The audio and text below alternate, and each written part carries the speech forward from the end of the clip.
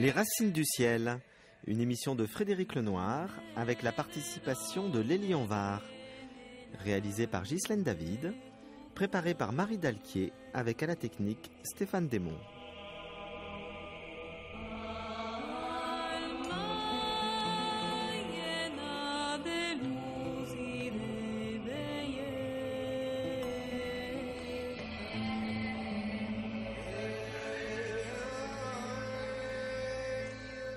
Aujourd'hui, je reçois Lucien Gerfagnon qui va nous parler entre autres de la sottise et du thème découvrir qu'on est soi.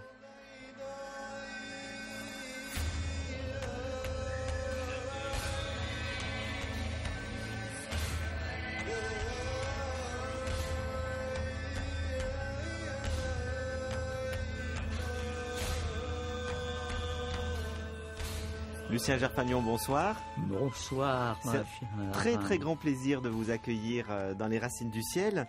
Vous êtes un de nos éminents philosophes, historiens, spécialistes de la philosophie antique et médiévale. Oh, ça fait beaucoup. Mais vous faites plein de choses et puis vous avez aussi une longue vie, une longue carrière. Donc vous avez fait beaucoup de choses passionnantes.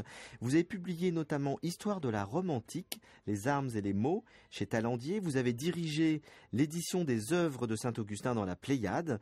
Et parmi vos nombreux ouvrages, vous venez de publier un petit livre très stimulant, La sottise, 28 siècles qu'on en parle. On va commencer par en dire un petit mot, parce que c'est le dernier livre que vous venez de publier. Puis après, on va faire tout un parcours avec vous, philosophique et historique, sur les grands thèmes de votre œuvre.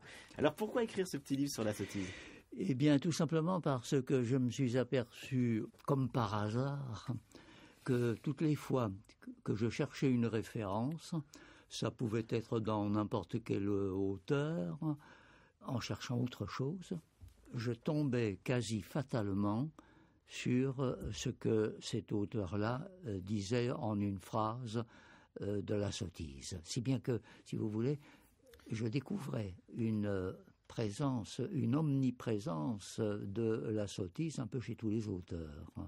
Ça pouvait être aussi bien chez Chateaubriand, ça pouvait être chez Sallustios, ça pouvait être chez Synésios de Cyrène, des gens aussi connus que cela.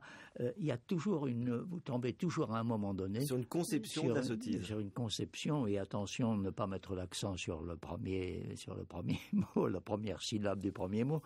On tombe toujours sur quelque chose, comme si la sottise était omniprésente au cours des siècles. Je dirais même que ça semble être la chose qui n'est jamais changée et dont tout le monde soit d'accord. Si vous voulez, elle existe, elle est là. Mais comme vous dites très justement, on est toujours le sceau de quelqu'un. Toujours parce qu'on s'arrange pour n'être pas compris dans le lot. Et moi, c'est tout le contraire. Si cette idée de sottise m'a toujours un petit peu titillé l'esprit, c'est tout simplement, ça s'enracine tout simplement dans la peur que j'ai toujours eue d'en sortir une ou d'en faire une. Quel âge vous avez, Lucien Gerfagnon ? Très exactement 89 ans et quelques mois. Je suis donc dans la 90e. Écoutez, vous avez donc quand même aujourd'hui, on peut dire, beaucoup de recul. Vous avez une longue vie, vous avez commencé la philosophie très jeune. Je pense que vous avez peut-être la possibilité de nous dire ce qui, dans notre monde d'aujourd'hui, avec tout le recul de votre existence, qu'est-ce qui vous apparaît ? Quelles sont les sottises que vous avez entendues ou que vous entendez régulièrement qui vous agacent le plus ? Écoutez, il y en a tellement que je n'arrive pas à... il faudrait que je fasse tout un bordereau et ça serait fort compliqué parce que la sottise, elle est en quelque sorte atmosphérique. On la voit respirer et accent aigu par des tas de gens. Soi-même, on se dit, tiens, mais je suis en train d'en dire une. J'aimerais peut-être qu'on fût plus attentif à la culture aujourd'hui, à ne pas considérer la culture comme un poids, comme quelque chose qui se traîne, qui se soulève, mais comme quelque chose qui permet, comme un filtre qui permet de respirer l'air du temps, ce qu'il faut dans l'air du temps. Voilà, ça serait ça. S'il fallait que je donne une réponse rigoureuse à votre question, ça serait ça. Inviter les gens à être cultivé, le plus cultivé possible, non pas pour entasser du savoir sur du savoir, pour empiler du savoir, étant donné que ça n'empêche pas quelquefois d'en sortir une très belle, tout en étant bardé de connaissances, mais simplement pour s'imprégner de tout ce qui s'est dit, écrit, joué de beau durant des siècles. Parce que quand on respire, quand on a ça sous le nez, si j'ose dire, on respire l'air du temps moins pollué. Bien sûr, oui, on a un recul. Moins pollué. Moi, il y a une question toute simple que je voudrais vous poser aussi sur la sottise, c'est est-ce que pour vous c'est le fruit de l'ignorance ? Au fond, en reprenant les catégories de Socrate, que l'ignorance est l'origine de tous les maux, y compris la sottise, ou est-ce que c'est plutôt un trait de caractère ? Il y a des gens sots qui pourront pas s'empêcher de dire des idioties parce que ça fait partie un peu de leur caractère, ils sont pas très intelligents. Ou est-ce que c'est simplement, on peut tous être sots parce qu'on dit des sottises parce qu'on ne connaît pas bien les choses, et puis dès qu'on a appris, on progresse et on en dit de moins en moins, voilà. Plus on est cultivé, moins on en dit. Je pense que les deux visions sont compatibles. Nous sommes tous plus ou moins doués pour certaines choses. Personnellement, en mathématiques, j'étais la honte de la famille. J'avais un père fort savant en physique qui écrivait des articles impénétrables, encore que ce soit un autre adjectif qui me vienne à l'esprit. J'avais mon pauvre frère qui était lui un grand savant qui nous a quittés il n'y a guère, qui a laissé un prix Gerfagnon. Il y a une fondation Jean Gerfagnon, car c'était un physicien éminent et connu dans le monde entier, qui était la discrétion même. Certaines choses, je ne les ai apprises qu'à sa mort en lisant ce qu'on disait de lui, tellement il était discret. Et moi, personnellement, j'ai fait des mathématiques pour passer les examens, et à un point, c'est tout, n'est-ce pas ? Mais je ne m'y intéressais pas. Puis je n'y comprenais rien. Je n'y comprends toujours rien, etc. Donc, sur ce point-là, je dirais, si j'osais risquer un gros mot, je dirais que là-dessus, je suis con comme la lune. Bon, maintenant, dans la pensée grecque et romaine, il paraît que je suis pas mauvais, donc là, j'en dirais plutôt moins que je n'en entends dire par certains. Qu'on peut être ignorant de certaines choses, c'est tout à fait normal. Absolument. Il y a quantité de choses qu'on ne peut pas savoir. Absolument. La sottise, c'est de penser qu'on sait alors qu'on ne sait pas. Et c'est de dire des choses idiotes sur des sujets qu'on ne maîtrise pas. Se figurer que. Ça serait la partie la plus grave. Parce qu'autrement, quand on ne sait pas, on ne sait pas. Et puis ça n'empêche pas d'être intelligent. J'avais une grand-mère qui n'avait pas grande culture, mais qui était tout à fait fine et son avis était toujours bon à suivre, et j'ai bien fait de le suivre. Alors je renvoie tous les auditeurs qui sont intéressés par cette question à votre petit livre très stimulant, essentiellement construit à partir de citations formidables d'auteurs, Saint-Augustin, Baudelaire, Spinoza, Goethe, etc. J'en passe, sur la sottise. De toutes les époques. Et de toutes les époques, par absolument. Ordre chronologique. Donc la sottise, 28 siècles qu'on en parle chez Albin Michel. Le thème plus général de l'émission que vous avez choisi, c'est découvrir qu'on est soi. Alors ça, c'est un grand thème philosophique. J'aimerais que vous nous expliquiez pourquoi vous avez voulu aborder cette question et comment vous l'appréhendez. Écoutez, ça fait depuis l'âge de 4 ans, j'ai des repères, depuis l'âge de 4 ans que je me pose une question. Je me la suis posée un certain jour et je me revois encore dans un parc. Et tout à coup, je jouais avec un petit camion, avec une ficelle, je tirais ça au bout d'une ficelle. Et puis tout à coup, je me suis aperçu que les arbres existaient.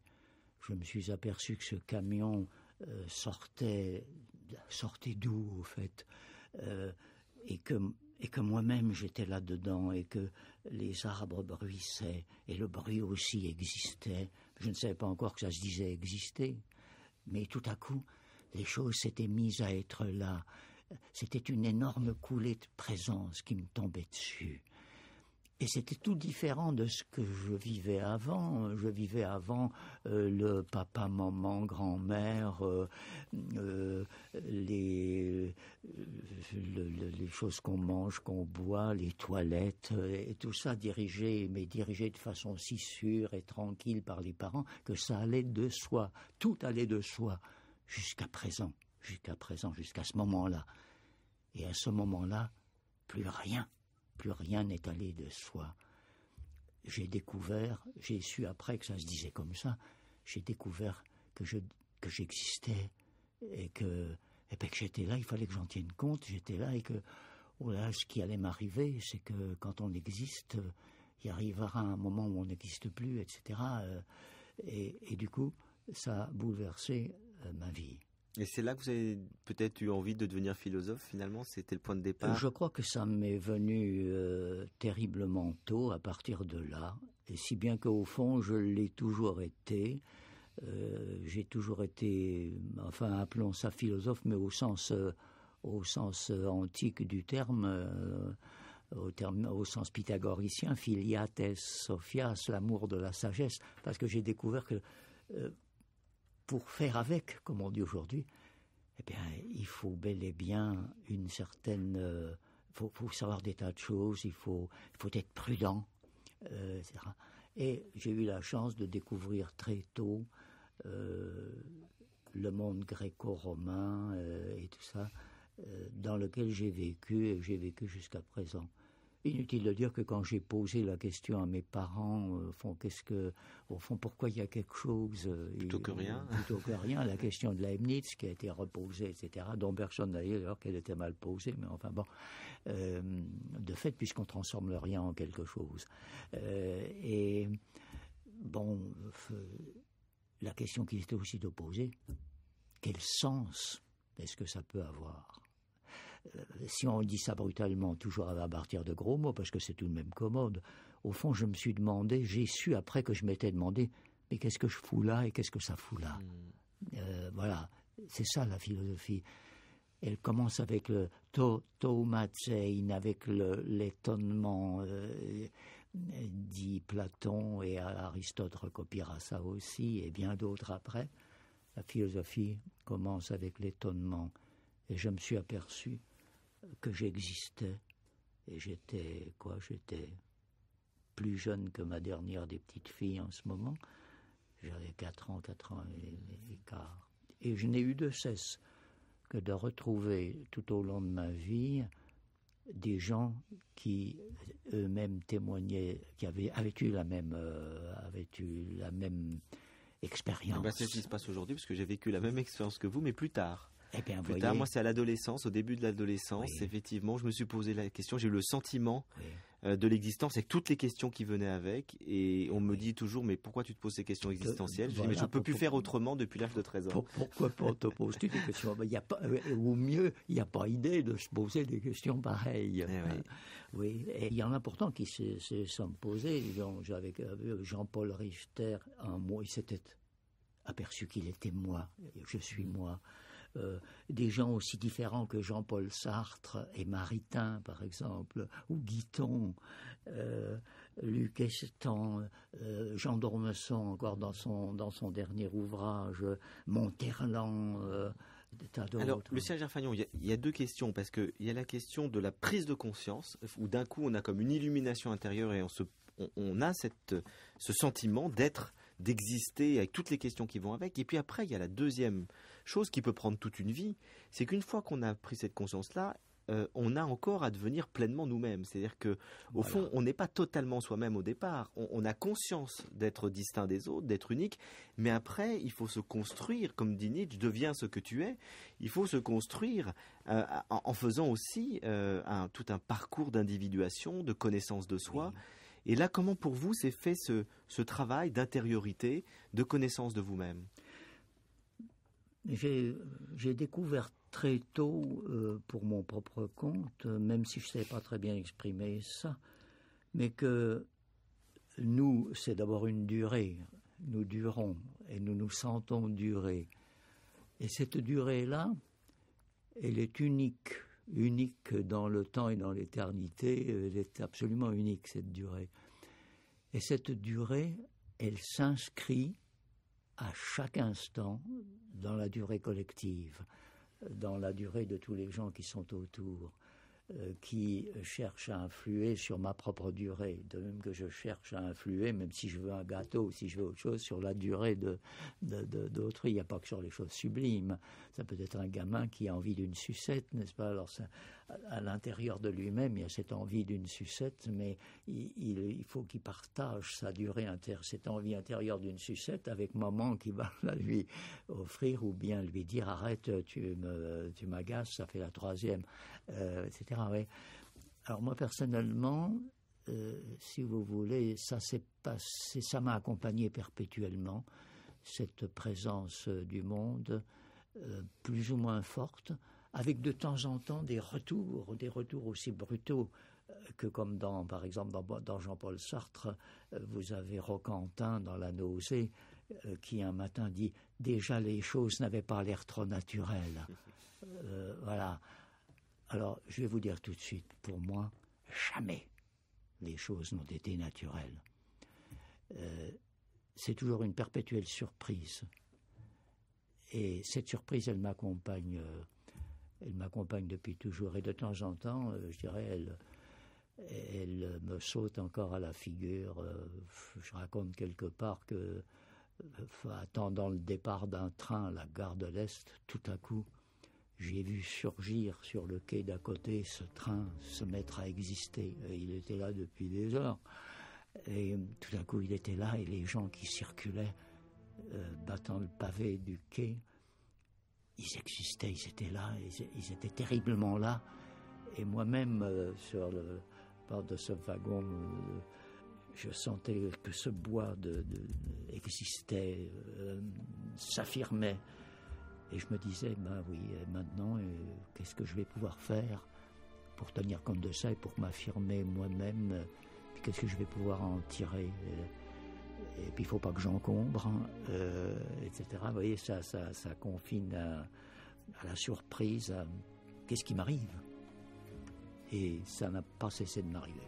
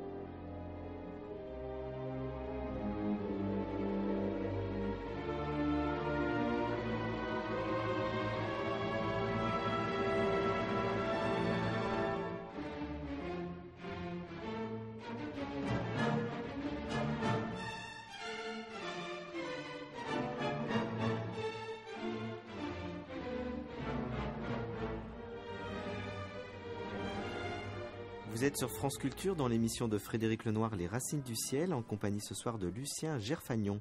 Et nous parlons avec Lucien Gerfagnon, qui est l'auteur de ce dernier petit livre, La sottise, 28 siècles qu'on en parle, chez Albin Michel. Nous parlons de la découverte de soi. Et Lucien Gerfagnon, vous nous avez expliqué comment à l'âge de 4 ans vous avez eu ce choc de la découverte que vous existiez. Qui dure toujours. Qui dure toujours, et c'est une surprise qui dure toujours. Alors vous avez fait tout un parcours de philosophe et d'historien. J'imagine que pour vous connaître vous-même, pour vous découvrir, vous avez eu un certain nombre de maîtres. Alors des maîtres morts, on en parlera tout à l'heure. Il y a eu des personnalités comme Saint-Augustin qui vous ont beaucoup marqué, des penseurs grecs. Mais vous avez aussi eu la chance de rencontrer des professeurs de philosophie et des philosophes vivants. Quels sont ceux qui vous ont le plus marqué et vraiment aidé à vous construire dans votre propre parcours personnel et philosophique? Il y en a, c'était les philosophes de la vieille Sorbonne, des gens comme Gilson, qui était vraiment un inoubliable médiéviste. Étienne Gilson qui a publié je me souviens, les dialogues d'Héloïse et d'Abélard. Absolument extraordinaire. J'ai connu des gens comme Canguilhem, qui était un philosophe des sciences. J'ai rencontré Gouillet, j'ai rencontré des tas de gens, Yvon Bellaval et quelques autres. Mais je dois dire que la vie est faite de rencontres, bien sûr, mais la rencontre des rencontres, au point de vue philosophique, ça a été mon maître Vladimir Jankélévitch. Jankélévitch, avec qui j'ai travaillé sur ma thèse, qui l'avait intéressé, puisque le jour où je lui avais proposé cette thèse, il m'a dit je suis furieux parce que j'aurais dû y penser moi-même. C'était quoi le sujet? Je me suis senti rassuré, n'est-ce pas? C'était sur le plus beau des compliments. Sur la banalité. Que après, si vous voulez un sous-titre, essai sur la durée vécue, etc. C'est tout à fait dans la ligne bergsonienne, ça, comme thème. Exactement, parce que Jankélévitch était lui-même un élève de Bergson, et Bergson était lui-même un disciple lointain de Plotin, qui est mon philosophe par excellence. Si bien qu'il y a une sorte de lignée dont je descends. Et là, j'utilise le verbe descendre vraiment en pleine conscience. Des gens qui... Et Vladimir Jankélévitch, au fond, m'a permis de... Comment dire ça? Je cherche mes mots parce que c'est tellement difficile de plaquer du verbe sur du vécu. Bergson disait déjà que plaquer du mécanique sur du vivant, ça faisait rire. Alors là, c'est encore bien pire quand on essaie de plaquer des mots sur de la de l'intérieur, du monde intérieur, pour parler de métaphysique. Alors là, c'est la fin de tout. C'est pourquoi il faut toujours être si prudent. Je préfère bafouiller plutôt que de vous sortir une tirade au bout de laquelle vous auriez la vérité, parce que je serais allé au fond des choses. D'abord, vous savez aussi bien que moi que les choses n'ont pas de fond. Et puis que, au fond, comme disait Cocteau, à force d'aller au fond des choses, on finit par y rester.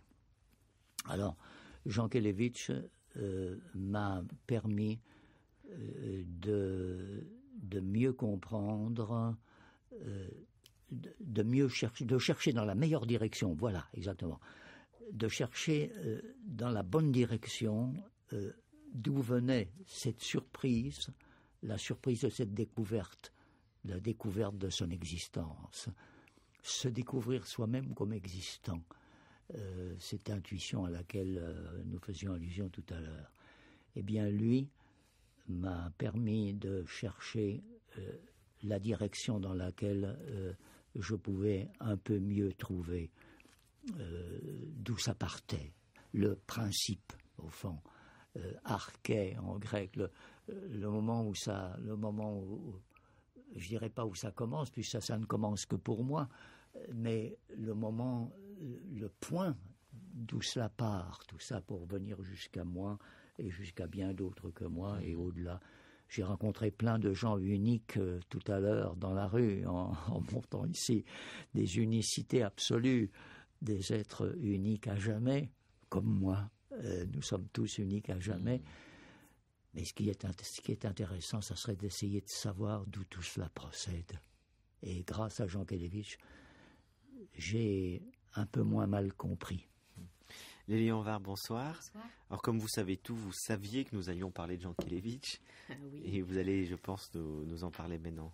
Bien sûr, nous avons eu une discussion avec M. Gerfagnon là-dessus. Et effectivement, je suis frappée depuis le début de cette émission de voir que le texte qui a été choisi là, de Jankélévitch reprend au fond dans une sorte d'image saisissante tout ce que vous venez de dire sur l'être là, au fond de l'intuition de l'être là. Ce qui me frappe chez Jankélévitch, c'est que vous disiez il n'y a pas de mots pour le dire.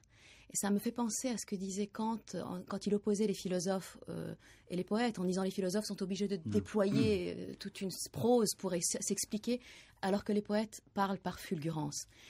Oui. Et je crois que ce qui est très fort, très puissant chez Jankélévitch, c'est que c'est pour moi un philosophe-poète, c'est-à-dire qu'il parle par fulgurance. Et musicien. Absolument. Et il a, au fond, il a recours à la métaphore. C'est ça qui fait de lui un poète. Et dans ce texte, on va voir que les métaphores sont les métaphores de la nuit, de l'obscurité, des ténèbres, etc. Puisque, voilà, son idée, c'est qu'au fond, ce mystère de l'existence, il ne s'éclaire que par le mystère peut-être encore plus grand, qui est celui de la mort. Mais que néanmoins, l'un nourrit l'autre. Il serait heureux de vous entendre, là, vous voyez. Mais il nous entend peut-être. Absolument. De là où il est. Sait-on jamais. Et ça m'a fait penser d'ailleurs à la nuit obscure de Saint-Jean de la Croix, etc. Et je me suis dit, au fond, que c'est de la philosophie, bien sûr, puisque la philosophie, c'est sans cesse cette méditation sur l'être. Donc c'est bien sûr de la philosophie. Mais c'est aussi beaucoup de la poésie, et c'est aussi déjà de la mystique. Et tout ce que vous avez dit depuis le début, cette intuition de l'existence, à mon sens, est le premier germe de la mystique. Et c'est ce qui distingue une philosophie spiritualiste, à mon sens, ou mystique, je ne sais pas comment le dire, je suis comme vous, j'ai un peu de problème avec les mots, d'une philosophie beaucoup plus rationaliste, d'un Heidegger qui nous dit pourquoi y a-t-il les temps et non pas plutôt rien, et il s'emploie à y répondre de l'extérieur. Ce qui est, à mon sens, évidemment, un peu étrange. Sans en avoir été lui-même secoué, ébranlé, voilà. Le rationalisme, le petit rationalisme, disait Maurice Merleau-Ponty. Voilà. Et on sent effectivement que Jankélévitch a été saisi. Et il parle donc de ce fait mystérieux et profondément obscur. On se demande pourquoi cette absurde succession d'événements sans finalité transcendante qu'on appelle une vie humaine et dont le seul aboutissement paraît être le néant. Paradoxalement, c'est la mort elle-même, décidant pour l'éternité, qui à jamais nous sauve de l'inexistence. Entre le non-être et n'être plus, il y a toute la distance infinie de l'avoir été. Celui qui a été ne peut plus désormais ne pas avoir été. Désormais, ce fait mystérieux et profondément obscur d'avoir vécu est son viatique pour l'éternité. Qui sait, l'unicité d'une vie irréversible et irrévocablement révolue est justement ce qui, à l'instant de la mort, nous sauve du non-être. Elle nous repêche elle-même dans les eaux noires du néant. Elle nous retient au bord de la nuit. Elle nous donne enfin de n'être pas engloutis à jamais dans le lac des ténèbres. Voilà, très exactement, où j'ai pu puiser pendant tant d'années la consolation d'avoir à disparaître un jour. C'est Luc Estan qui, parlant de l'homme, Luc Estan qui était matérialiste, qui parlant de l'homme parlait de la bête penseuse qui sait qu'elle doit mourir. Eh bien, et ce matin encore, je recevais une longue lettre d'un ami très cher, Paul Venn, anciennement professeur au Collège de France, et qui évoquait ces mêmes problèmes que nous évoquons là en ce moment, cette peur que nous avons de la mort, et nous demandons même s'il s'agit bien d'une peur. Et j'en viens même à mêler un peu les cultures et a trouvé, par exemple, dans la trilogie de Pagnol, un des personnages qui va mourir et qui dit « Ce n'est pas de mourir que j'ai peur, c'est de ne plus vivre ».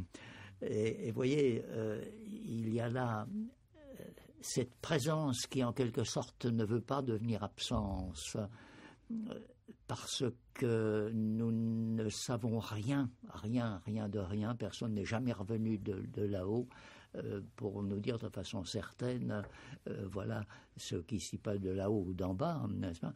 Et Dieu sait s'il y en a des visites guidées des enfers. Il m'est arrivé de faire des articles là-dessus. C'est absolument effarant. Si vous suivez toute la pensée antique, les poètes, etc., vous vous promenez dans les enfers. Vous savez tout ce qui s'y passe.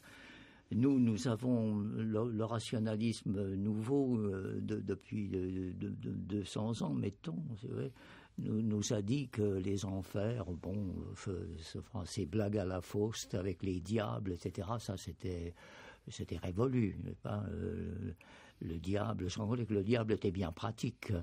C'est Jean Kelevitch qui dit quelque part, Satan est très gentleman, n'est-ce pas, quand on fait, autrement dit, quand on fait une ânerie, une bêtise, une sottise, on peut lui mettre ça sur le dos, n'est-ce pas, tandis que maintenant c'est une pulsion. Mais je ne sais pas si vous avez remarqué que autant dans tout le monde antique et médiéval, on avait tous ces visionnaires qui racontaient les visions qu'ils ont eues effectivement de l'au-delà, les voyages au paradis, aux enfers, oui. Autant aujourd'hui, on a l'équivalent moderne qu'on appelle les near-death experiences, les expériences de mort imminente où des gens racontent en masse qu'ils ont vécu après, vous savez, un arrêt cardiaque, etc., oui, un tunnel, une vision. Donc, ça veut dire qu'à chaque époque, on a toujours besoin d'avoir des témoignages de gens qui viennent nous rassurer un petit peu pour nous raconter que un peu ce qui se passe de l'autre côté, même si... Chasser le mythe, s'il revient au galop. C'est ce que je voulais vous dire. C'est qu'effectivement, ça confirme ce que vous dites. On a toujours besoin d'avoir un témoignage de l'au-delà, même si on sait très bien que de manière rationnelle, ça n'a aucune valeur absolue parce que voilà, ce sont des gens qui ne sont pas morts, qui sont simplement en situation de proche de la mort. Oui. Mais la vérité est plurielle, comme dit Paul Venn. C'est un peu comme comme en télévision, vous changez de chaîne, hein, n'est-ce pas? Nous nous promenons dans le rationnel. Pascal découvre son traité du vide, etc. Mais en même temps, il coud des papiers dans ses poches. Tout à fait. Oui, l'homme est à la fois rationnel et irrationnel. Voilà, la nuit du 23 novembre. Oui. Et grâce à cette nuit, le feu de cette nuit, j'ai entendu Mauriac le dire, grâce au feu de cette nuit, nous n'aurons pas peur de nous endormir. Et il disait ça de sa voix brisée. Mais au-delà de la peur de la mort, ce qui est intéressant dans ce que vous dites, dans ce que dit Jean Kelevitch, c'est cette idée qu'au fond, c'est parce qu'on a conscience de mourir qu'on peut apprécier d'une certaine manière la vie. C'est-à-dire que c'est la conscience de la mort qui va nous rendre la force de l'existence, la conscience de l'importance de la vie et du fait qu'on est unique, beaucoup plus fort. Oui, cette unicité absolue qui est d'ailleurs terrifiante, être seul à être soi. Chacun des actes qu'on pose est un acte unique, même quand il s'agit d'épousseter telle chose ou d'écrire quelque chose de sublime. Là-dessus, pour moi, tout se vaut dans notre vie et toutes les formes de travail me paraissent toujours égales et utiles et ont droit au même respect. Chaque être que je rencontre dans la rue est un être unique, absolument unique. Je rencontre une immortalité de ce point de vue-là. Et cet être-là, je n'ai pas le droit de le considérer comme s'il n'existait pas, de lui balancer la porte à travers la figure, etc. Cette intuition-là vous conduit au respect, à la philanthropia, si vous voulez, c'est-à-dire à un certain amour du monde extérieur, des autres dans ce monde extérieur, de toutes ces unicités.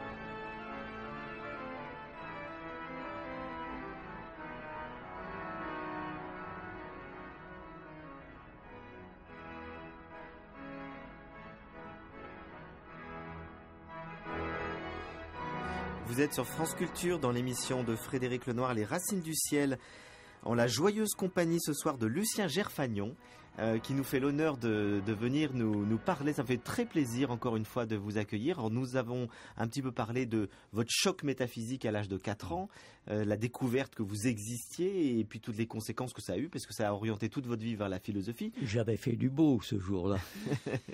Et puis vous venez de nous parler de votre maître Jean Kelevitch, qui vous a beaucoup marqué. Nous avons lu ce très beau texte, mais je voudrais qu'on parte maintenant sur un autre pan de votre carrière, de votre vie, de votre existence, puisqu'il y a toute cette existence philosophique. Puis il y a aussi un homme qui s'est passionné aussi pour la pensée chrétienne.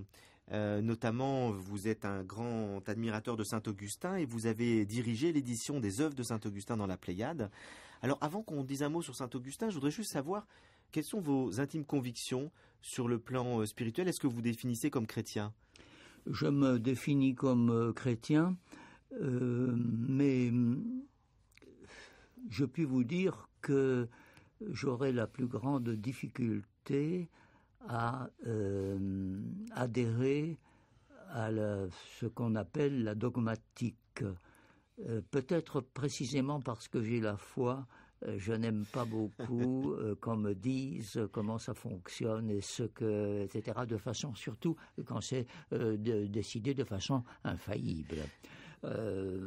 Nous rendons, mon épouse et moi, nous rendons au temple de temps en temps, au culte de temps en temps, etc. Mais il ne serait pas question tellement de surabonder dans la dogmatique. Tout simplement pour une raison très simple, c'est que je me suis beaucoup occupé de mythes. Pour moi, les mythes ne sont pas des sottises, mais un mythos, c'est un signe qu'il faut interpréter. Et je me suis beaucoup occupé également de philosophie grecque, et je me suis aperçu que la dogmatique, les dogmes, c'est tout simplement de la philosophie grecque romanisé au besoin, appliqué à du mythique et du significatif. Je prends un exemple tout simple. La Sainte Seine, le dernier repas de Jésus avec ses disciples, cet acte d'amour par lequel il les assure de sa présence désormais. Il brise le pain, le distribue en disant « ceci est mon corps, etc., ceci est mon sang ». Eh bien, si vous appliquez là-dessus de la scolastique, vous obtenez tout simplement, n'est-ce pas, ce pain et ce vin, ça devient tout simplement un cas particulier des rapports de la substance et de l'accident chez Aristote, n'est-ce pas, autrement dit de la matière et de la forme, de la puissance et de l'acte. Jésus n'aurait peut-être pas été très très content, et je me rappelle avec une certaine joie la façon dont il avait viré les marchands du temple avec quelque vigueur, et là je me dis que peut-être l'envie lui serait venue de virer les théologiens. Une sainte Vous voyez, colère je suis assez brutal en disant cela. Mais vous êtes de culture protestante ou catholique et devenu protestant? Si vous voulez, c'était très vague. J'avais notamment une famille qui était... Il y avait même... j'ai eu dans ma famille un maire à Vierzon, dans un monde... comment dirais-je, plutôt à l'époque, ce qui s'appelait socialiste et qui est devenu communiste après. Mais ça sont des histoires que sont toutes personnelles, qui n'ont aucune importance. Ce qui est important, c'est que j'ai découvert, si vous voulez, dans le christianisme, la présence, un Dieu, si vous voulez, qui est un absolu de dialogue. Alors que je ne vois pas, par exemple, Aristote priant le premier moteur immobile. Je ne vois pas davantage Plotin priant l'un. Oui, c'est la présence du Christ qui vous touche. Mais il y a, si vous voulez, ce Dieu, et ce qui avait d'ailleurs frappé des gens comme Jean Val, que j'ai bien connu, il y a un mot là-dessus dans un de ses bouquins, cette présence, ce Dieu qui se veut présent, s'est voulu présent, à l'humanité, est devenu un absolu de dialogue avec qui on peut parler. Et nous en revenons à ce besoin qu'on peut avoir d'un mythe pour vous permettre de supporter le monde tel qu'il est et se supporter soi-même tel qu'on est. C'est une source d'espérance. Il y a un mot très beau d'un prélat de l'Église romaine, Paul Poupart, qui dit que, cardinal de son état, qui dit que la foi, c'est l'espérance dans un amour. C'est la seule définition que je puis adopter et qui répond à votre question pour ce qui est suis-je croyant? Oui, en ce sens-là, mais en ce sens-là seulement. Ne me demandez pas de réciter un credo parce que je sais comment c'est fait. On dit toujours on dit, c'est méchant d'ailleurs, c'est pas vrai, mais on dit que les pâtissiers ne mangent pas de gâteau. Personnellement, ayant fait beaucoup de philosophie grecque, etc., je sais trop bien comment c'est fait. Cette phrase de Paul Poupart me fait un peu penser à une autre phrase d'un autre cardinal, Urs von Balthasar, qui disait « L'amour seul est digne de foi ».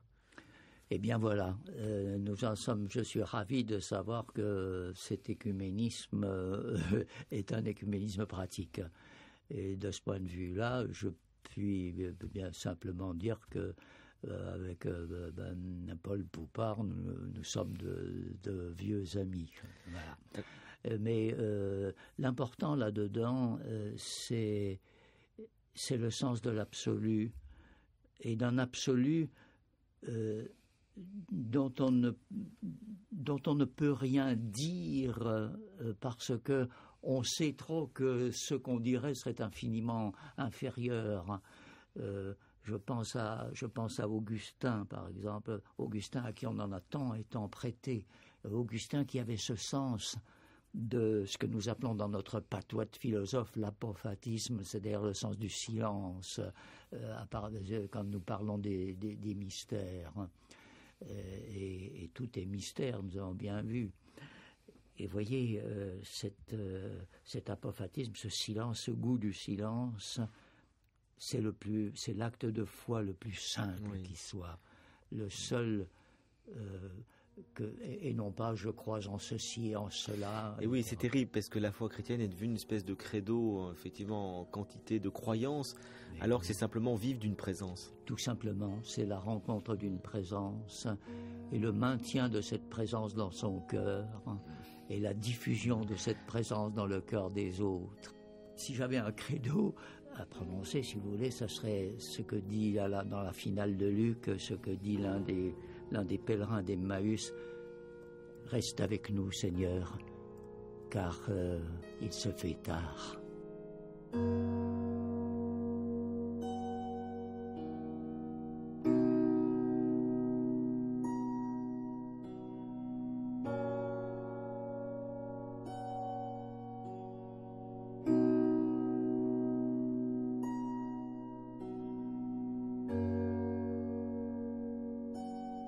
Alors il y a un point, Lucien Gerfagnon, sur lequel nous risquons de ne pas être d'accord, c'est Saint-Augustin, mais comme vous le connaissez infiniment mieux que moi, vous allez certainement me corriger par rapport à la vision négative que j'ai de lui. Alors je suis à la fois évidemment touché parce que c'est un homme extraordinaire quand j'ai lu jeune les Confessions, ça m'avait profondément percuté. C'est un génie de la foi, c'est un grand philosophe, donc c'est un homme effectivement dont on ne peut pas dénier la stature intellectuelle, mais je trouve que l'impact qu'il a eu en Occident sur certains points me semble très négatif. Je vous donne 2 exemples et vous allez me corriger parce que c'est peut-être une mauvaise compréhension que j'en ai. Mais ça m'étonnerait. en tout cas, c'est l'impact qu'il a eu. Ça ne veut pas dire forcément qu'il a pensé ça. Mais sur 2 points, sur la question de la sexualité et de la femme, j'ai l'impression qu'il a joué un rôle assez négatif en ayant un discours extrêmement critique par rapport à la chair, par rapport, un peu dans la suite de Saint Paul d'ailleurs, il y a une continuité entre Paul et Augustin, et la femme est perçue comme une tentatrice. Et j'ai l'impression qu'une certaine relecture qu'il a pu faire aussi du péché originel, qui est un mythe, dont vous avez parlé d'un mythe, peut-être lu de manière un peu plus littérale, pourrait nous donner le sentiment que voilà, la femme a joué ce rôle de tentatrice et qu'il faut toujours s'en méfier, que la chair est faible et qu'il y a vraiment une méfiance vis-à-vis de la chair et de la sexualité qui me semble négative chez Saint-Augustin et que ça a eu un impact considérable dans l'histoire ultérieure du christianisme en Occident, ce qui n'est pas le cas en Orient. Et second point, c'est toujours d'ailleurs par rapport au péché originel, qui est assez central dans son œuvre, me semble-t-il, c'est ce pessimisme qu'il a sur la nature humaine et dans tous les débats qu'il y a eu avec Pélage, etc. Je me sens plus pélagien, j'ai l'impression, je suis plus optimiste. Tiens, et je vous crois aussi. Vous aussi, bon. Je me sens plus proche de cette idée qu'on peut faire confiance à l'homme, qu'il y a des forces de bonté, qu'il y a une certaine liberté. Alors j'ai l'impression qu'il y a un pessimisme assez radical d'Augustin sur la question de l'être humain. Alors sur ces 2 points ou sur lesquels je serais critique, j'aimerais que vous me corrigiez éventuellement ou vous puissiez le défendre. Mon Dieu, je crois que tout ce que raconte Augustin, il faut toujours le replacer non seulement dans son temps, mais dans sa propre évolution. Dans son temps, d'abord, vous voyez, la femme, si vous regardez la mythologie, les mythes antiques, anté-chrétiens, vous vous apercevez que la femme n'est pas mieux vue qu'elle n'est vue dans le christianisme. Il arrive toujours... hormis les évangiles. Dans les évangiles, elle a une place très sympathique. Jésus était tout à fait gentil avec les dames. Mais la femme a toujours été, regardez dans l'Ancien Testament, pas tout ce qu'on peut raconter sur la femme. Vous voyez aussi dans la mythologie, vous avez toujours, les femmes jouent toujours un rôle absolument terrible. S'il y a une tuile vous tombe, c'est toujours à cause d'une femme. Donc au fond, Augustin ne faisait que monter en marche dans l'histoire. Et il n'a pas inventé. Mais je ne pense pas qu'il l'ait tellement aggravé. D'abord, il faut surtout voir Augustin comme se regardant lui-même d'un très sale œil. Oui, il est dur avec lui-même. Il est très méchant avec lui, il en remet. C'est tout simplement parce que les confessions, c'était écrit par un prélat, un évêque qui a de lourdes responsabilités et qui est en train de regarder sa vie et qui n'en revient toujours pas que Dieu l'ait aimé au point où il l'a aimé, alors que lui-même s'estime parfaitement dégueulasse et impossible. Mais enfin, qu'est-ce que j'ai, comme on aurait dit une grand-mère, n'est-ce pas, qu'est-ce que j'ai fait au bon Dieu pour qu'il m'aime à ce point-là? Et donc, il regarde sa vie d'un très sale œil. Et à vrai dire, son vrai péché, si on regarde les confessions de près, son vrai péché, ce n'est pas les péchés de la chair, comme on dit, mais tout simplement l'arrivisme. C'était un arriviste comme ces jeunes gens d'aujourd'hui qui sortent d'une grande école, parce que pour que les écoles soient grandes, on y entre une fois, mais on en sort toute sa vie, et qui songent déjà, en sortant de leur grande école, à leur fin de carrière, leurs échelles lettres et leur décoration. Eh bien, Augustin, c'était ça son vrai péché, et il le dit équivalemment d'ailleurs. Même s'il reconnaît aussi qu'il a quand même commis des péchés de la chair, il reconnaît même qu'il a rejeté violemment après la sexualité. Qu'il a même dragué dans une église, ce qui ne se fait pas. En fait, la jeune personne, comme disait le pauvre père Madec, qui était un des meilleurs connaisseurs de Saint-Augustin, quand par exemple sa mère, Monique, a envoyé se promener en Afrique la jeune femme avec qui Augustin avait vécu des années et dont il avait un enfant, quand il l'a envoyé, tout simplement parce que enfin il avait une belle situation et il fallait quand même quelqu'un d'un peu plus élevé. Bon. C'est pas ce qu'ils ont, le pauvre père Madec disait, c'est pas ce qu'ils ont fait de mieux. Donc là, pour ce qui est de la femme, vous voyez, c'est pas tellement neuf, et il dit lui-même qu'il a été meurtri au possible de cette, ce qui n'a pas empêché de prendre une intérimaire par la suite. Enfin. Lady Anvar. Oui, et puis ça dépend aussi de quelle femme. Hein, quand on voit en quels termes il parle de sa mère, de la mort de sa mère, de ce qu'était le statut de sa mère. Je n'aime pas cette dame. Voilà, oui, mais en effet, je veux dire, c'est pas purement négatif. C'est pas purement négatif. Peut-être parce que peut-être qu'il y a aussi cette idée que la femme, quand elle est mère, elle est peut-être moins dangereuse et moins diabolique. Oui, parce que plus proche à ce moment-là de la création, voilà, et patati, atque, patata. Exactement.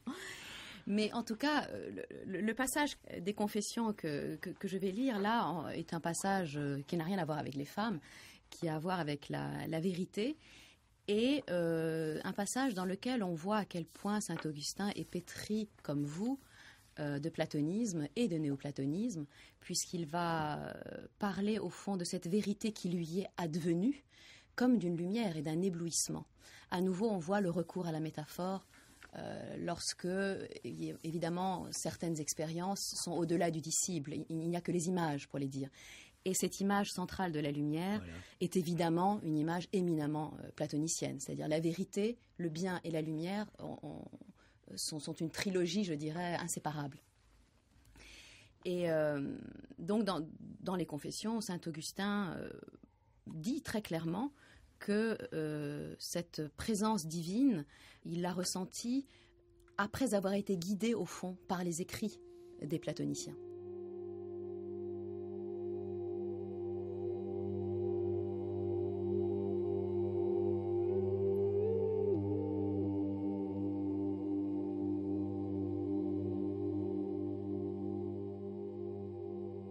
C'est alors que je retirai des livres des platoniciens un avertissement d'avoir à revenir à moi-même. J'entrais dans l'intime de mon être, et c'était sous ta conduite, Seigneur. Et je l'ai pu parce que tu t'étais fait mon soutien. Et je vis une lumière d'un autre ordre, d'un tout autre ordre que tout ce monde d'ici-bas. Éternelle vérité, tu as ébloui mon regard tout infirme par la force de ton rayonnement sur moi. Et je me découvris dans la région lointaine où rien ne te ressemble. Plus de doute possible. J'aurais douté bien davantage de ma propre existence que de l'existence de la vérité qui, parmi ce qui est créé, se fait voir à l'esprit.